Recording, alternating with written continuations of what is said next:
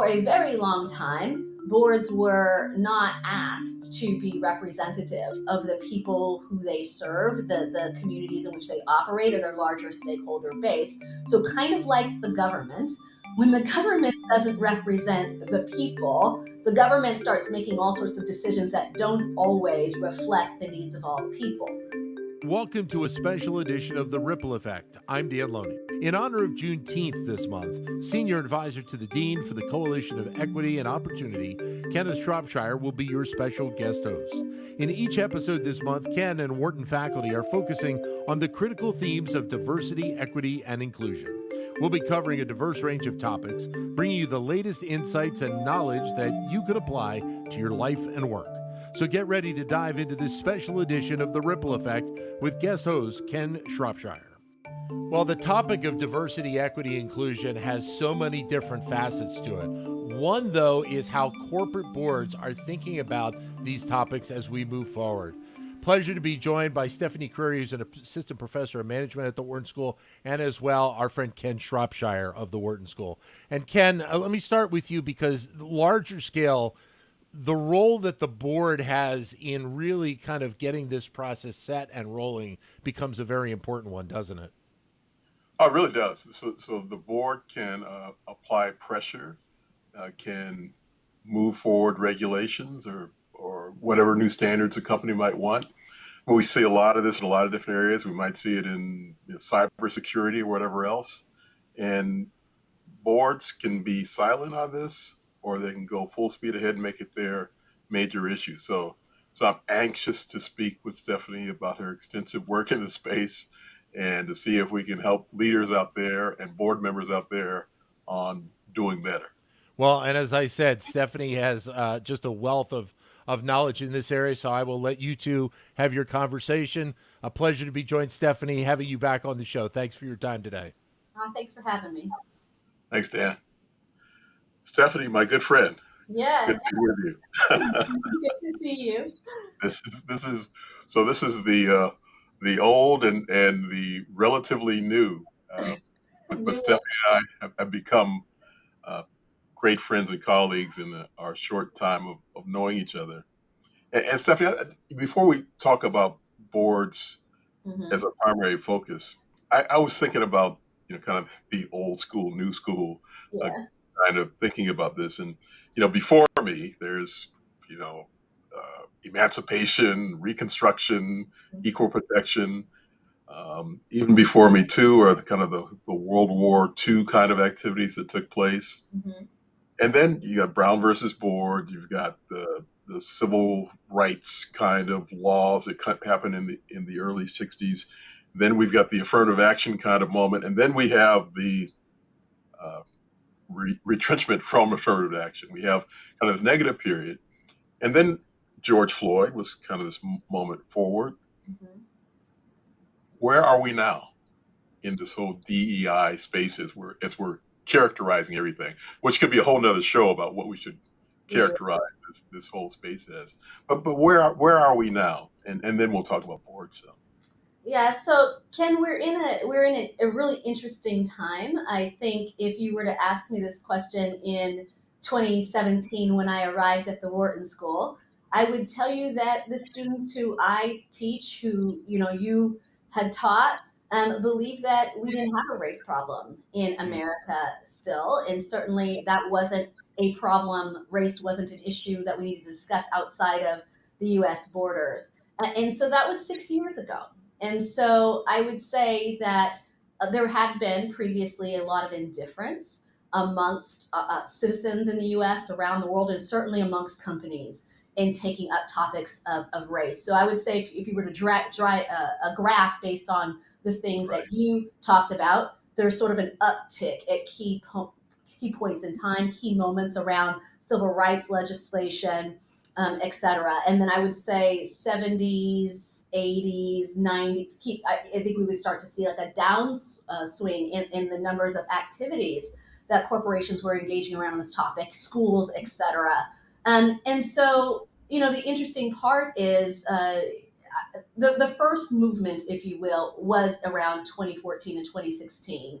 I always talk about that as the first Black Lives Matter movement, when we actually thought that the Black Lives Matter movement was sort of some extremist group, right? We didn't have a lot of clear understanding. I say we, meaning I think that on average citizen didn't have a clear understanding of what these issues were. They didn't understand why people were talking about police brutality, et cetera. So we started to see some interest in 2014 and 2016 in the general population. Obviously, Colin Kaepernick started kneeling. We didn't think that was a great thing back then. And then 2020 happens, and then it's this sort of this explosion of interest in talking about racism, systemic racism, which was something that was, I would say, new in our vocabulary as everyday citizens. And then we saw an explosion of interest in this topic outside of the US, and not necessarily talking about American Black lives. They were talking about Japanese lives and Nigerian lives and people who are from historically marginalized ethnic groups in their countries. So, sum it up, where we are is in a place where there's a heightened attention to this topic. We still don't all agree on whether or not racism is an issue or how to address it. But I would say that for people like yourself and myself who study these topics, it's a good time to be studying and talking about it, because there is significant interest in knowing more and learning what we can do. No, that's a great catch up, and it is. I mean, that's horrible phrasing on your part. Though. It's a great time to be studying this. I guess it is. It's not great that we're studying it. I guess so. So it is a fantastic time for people that are interested in trying to solve these issues. And leaders really play a role in this, and this gets us to boards and thinking about what boards do with companies. So why do we care to get to it directly? Why do we care about, and I want to be specific about the diversity that we're talking about. Why do we care about more Blacks and Latinos on boards, as well as other diverse groups? What difference does it make in the context of what we're talking about? I mean, what is it? What can companies do, and then what can boards do to make companies do that? So I'm going to tell you what the ideal is, and then I'm going to tell you what I actually study, because these are two different things, right? So the ideal is that boards act as strategic advisors to their firms, but also as people who monitor the firm's activities and help the firm to make sure that it's complying with all that's expected of them from a variety of stakeholder groups. So that's compliance monitoring on the one side, and the other side, it's a strategic position, strategic advisory position. So on a good day, what we want a board to be able to do is to help the firm understand its customer base, the communities it operates in, and to really understand how its products and services can help to solve the needs, met and unmet needs of people who are part of the stakeholder network, right? On the other hand, as corporations, they do have responsibilities to the societies that allow them to exist. So here in the U.S., publicly traded companies have relationships with the government, right? And the government, especially in heavily regulated areas or industries like finance, expect for the firm to be following whatever regulations it has set forth. So this gets back to representation. When the board is not representative of stakeholders, doesn't understand the needs of stakeholder groups, we have a problem. And so for a very long time, boards were not asked to be representative of the people who they serve, the communities in which they operate, or their larger stakeholder base. So kind of like the government, when the government doesn't represent the people, the government starts making all sorts of decisions that don't always reflect the needs of all the people. So the ideal is that we have a diverse board, and in this case, a racially diverse board that also represents the interests and perspectives of people from a variety of racial groups. So that's the ideal, is that these boards will raise issues that are pertinent to the livelihoods of various stakeholder groups, and they will make sure that the CEO, the management team understands in the activities that they engage in how to address the stated group's needs. But that's not what I study. What I study is why and why boards do not do that, right? Why diversity or diversifying a board has been so problematic.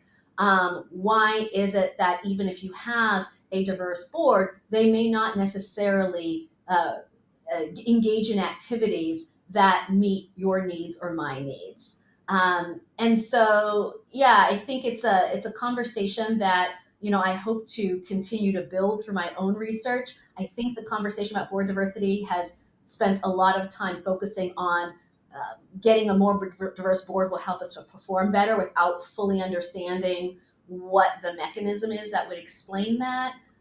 But it is an important question, but it also requires us to not just focus on diversity for diversity's sake, but to understand that the people who are on the boards are still people. We want them to make decisions that are helpful for us all. Okay, so let me probe a little bit more then, as someone who sits on a public board and thinks about this issue a little bit. A financial board, yes. Right, financial board. And whenever I am trying to be anybody who wants to be on a board, the smart question is always, well, what's in the best interest of the shareholders? I mean, that becomes the ultimate kind of stakeholder question. And as a lawyer, so all the legal cases, you go to Delaware courts, in the end, was that board member acting in the best interest of the shareholders? And often, and you may tell me too often, that goes to share price, share value. That's kind of how you translate what's in the best interest. How does that conflict, or how does that meld with this idea of issues that are important with regard to DEI are in the best interest of the company?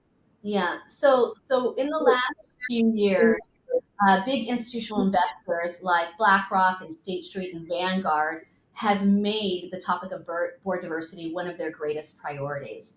And when you read their position papers, they speak a lot about the potential for enhanced financial performance from increased board diversity. They cite all the academic research on this topic. They cite consulting firms' research on this topic. But beyond that, what they talk about is risk, which you can appreciate as a lawyer, the language of risk. And the language of risk is one such that if we don't know our neighbors and understand what their needs are, if we are missing targeting our products and services to certain communities, if we are not following and complying with the regulations that are given to us to abide by as it relates to particular racial groups, then we might have a problem that might hurt our financial performance. And so while there's a lot of the conversation around how do we increase our market size and generate revenue by being able to gain entry into diverse markets, there's that whole conversation. Lately, the conversation has been about risk mitigation, and that's something that shareholders care about, is losing money because we haven't effectively monitored all of the costs. So even if you don't have the bottom line information about this will help you be more profitable, as a board member, be aware that there may be other externalities that will come at you and cost the company money, which will impact the bottom line. Yeah.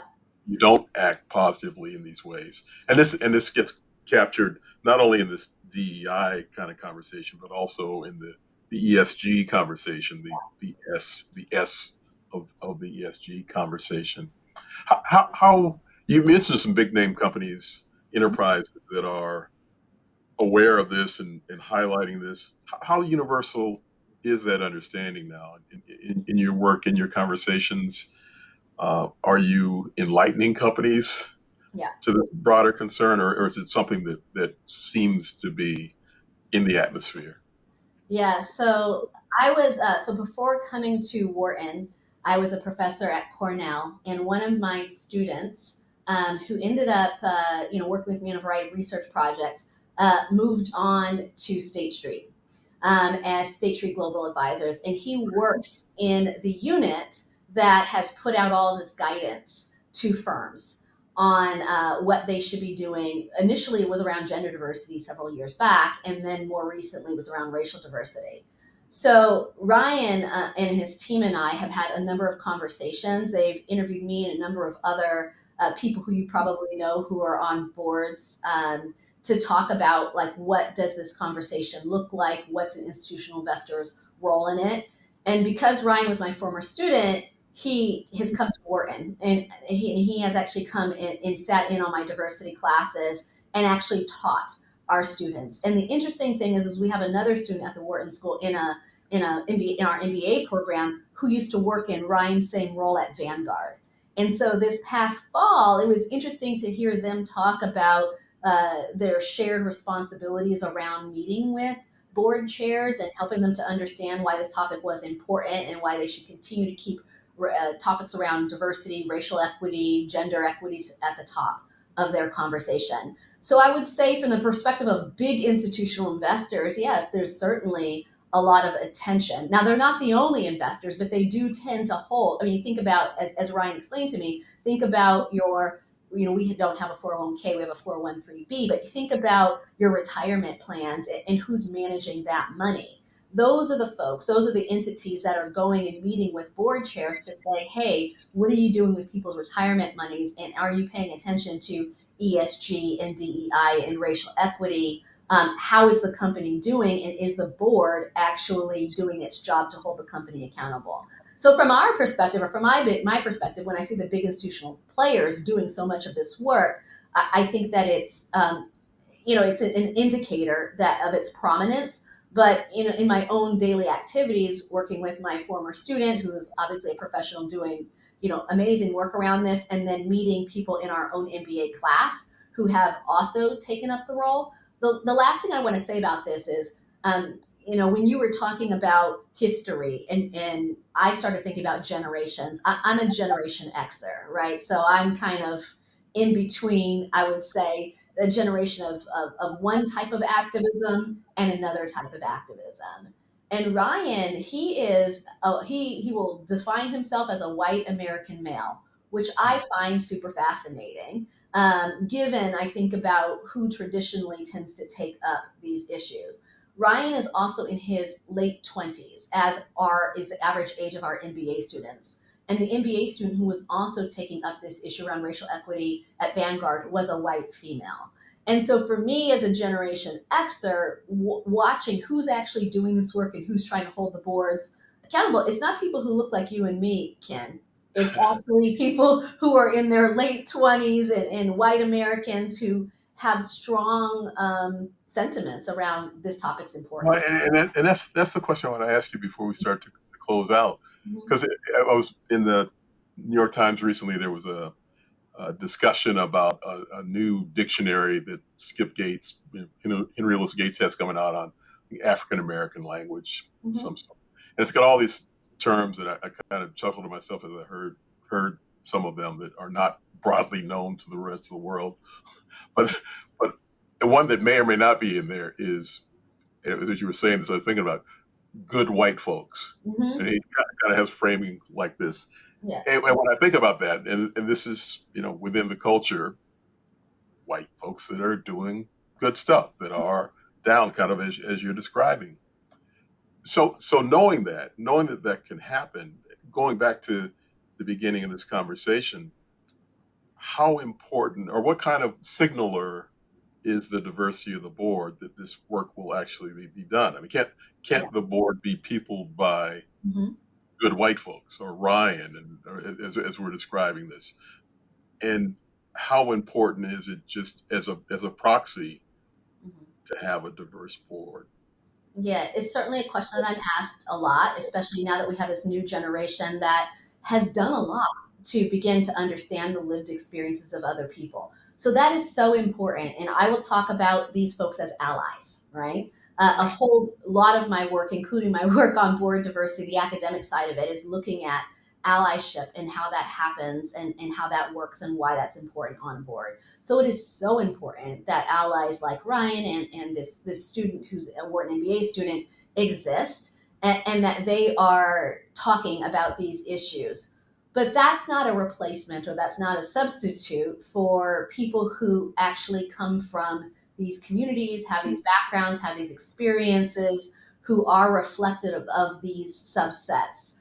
There is, I don't want to call it a nuance because that sounds like I'm marginalizing the experience, but there's a difference. There's a difference experience that you have when you walk around in that body, in a Black body, in an African American body in the US, and you navigate the professional workforce. And heck, when you navigate what it's like to be a board member, often one of 13, right? One person who is underrepresented, and the other 12, for example, might be all white. There's a lot more that comes with that than can be just, I think, subsumed by somebody who just learned about it from talking to other people. But ally is important, but people who have the lived experience, the shared experiences of navigating these companies are important as well. That said, I want to say that just because you're Black doesn't mean that you have the same lived experience as another Black person. And so in my research, what I try to talk about is, understanding that when we're thinking about board diversity, we are trying to actually capture not just the brown person or the Black person on the board. When we're talking about racial diversity, we're trying to capture the perspective.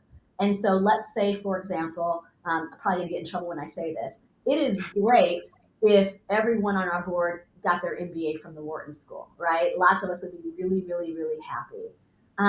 And so sometimes what happens is people say, well, we need another woman and we need another Black person. Let's look and see who else graduated from the Wharton MBA program.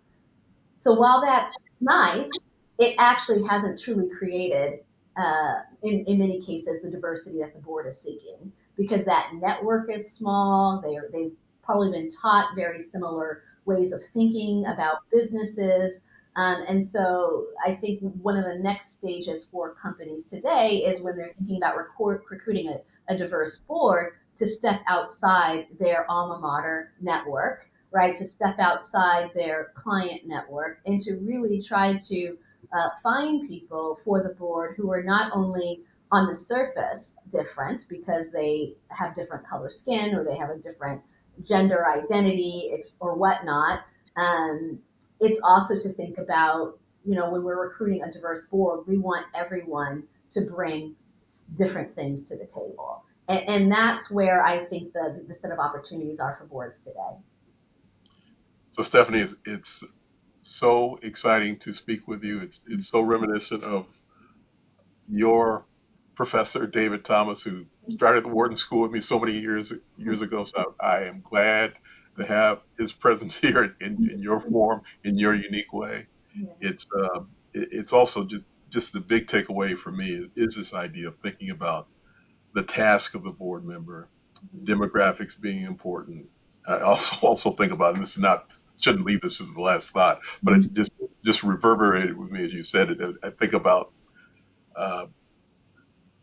excuse the politics of this, but I think about when Thurgood Marshall was stepping off the court, and he was asked whether or not his replacement needed to be Black. And he said, essentially, if it's a black snake or a white snake, it still bites. I mean, he wanted somebody that had the presence to make the decisions in the court that were looking out for the interest of civil rights matters in a way that he did, no matter who that person was. And color wasn't the guiding light. So I appreciate everything I've learned from you today, and look forward to speaking more. Thank you so much.